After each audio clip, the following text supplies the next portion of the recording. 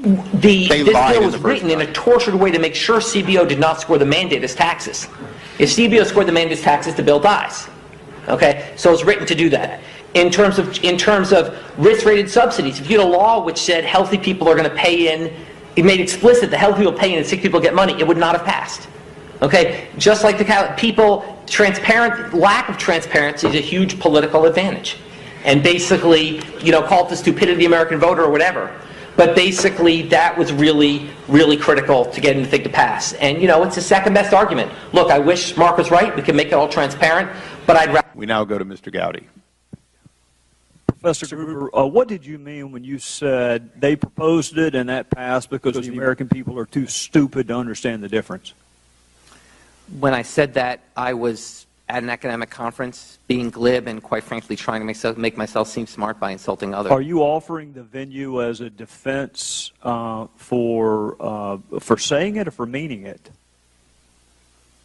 I'm offering it as a defense for using inappropriate and hurtful and inexcusable language to express. Well, what did you mean by too stupid to understand the difference? Congressman, I didn't mean anything by it. Well, you said it. You had to admit it. I was once again being glib and trying to make myself seem smarter by reflecting. Well, what did you mean when you said it was a very basic exploitation of the lack of economic understanding of the American voter? What did you mean by that?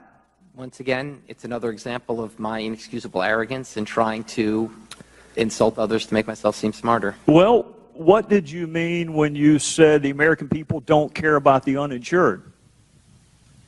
Once again, that was an overstatement of trying to conjecture on political topics in which I'm not an expert. Well, you know what, Professor Gruber, I have listened to you all morning talk about your lack of political acumen and that you're not a politician, so therefore you don't know not to call people stupid. Most of the people watching this morning aren't politicians, and they don't call people stupid. And I can't help but note, Professor Gruber, and another one of your quotes, which I'll read to you, that was politically infeasible. You remember saying that? Yes. So you do like to factor in the politics from time to time, don't you? And also happen to note, Professor Gruber, that usually you insult the American voter, not the American public. So you do factor in politics, don't you? I have tried a number of occasions, pretended that I know more about politics. Do you think not being a politician is a defense? And is that your defense this morning?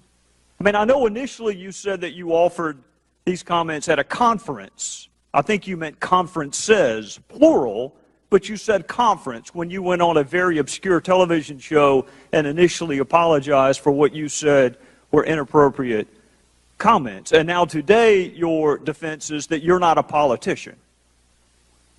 Is that the best you can come up with?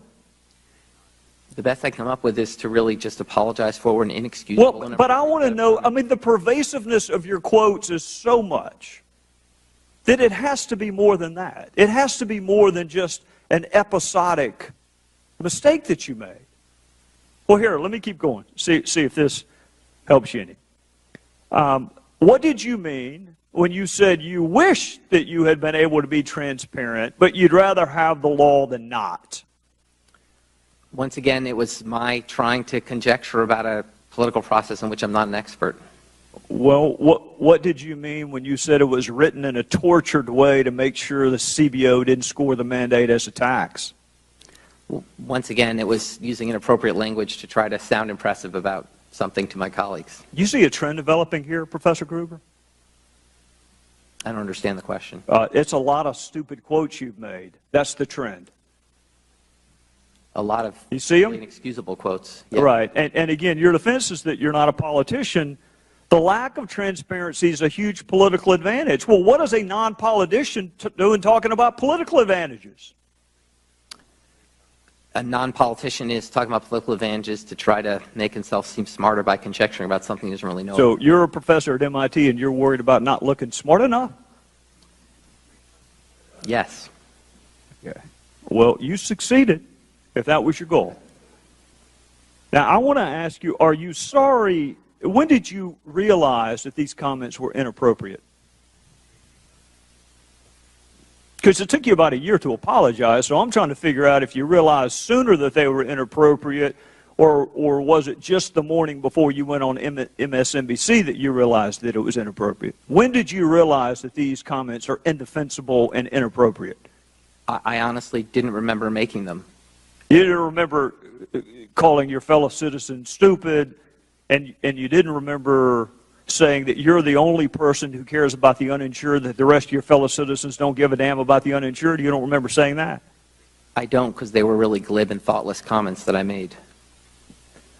Well, Professor Gruber, let me just tell you what it looks like from this vantage point, is that you thought that they were really pithy and really funny until the video showed up.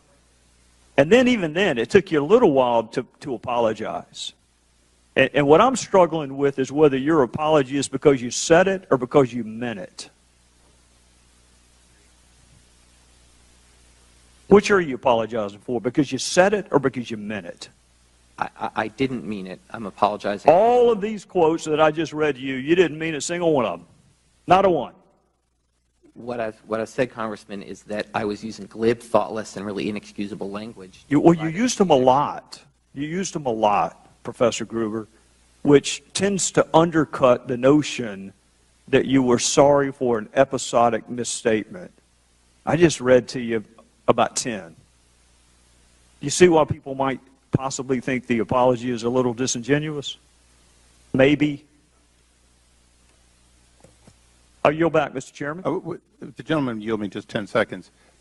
Following up on Mr. Gowdy, when you made these repeated comments, these glib, inappropriate comments in an intellectual community with lots of other like-minded people, did anybody come up to you and tell you that what you were saying was inappropriate? Not that I can recall, no. I guess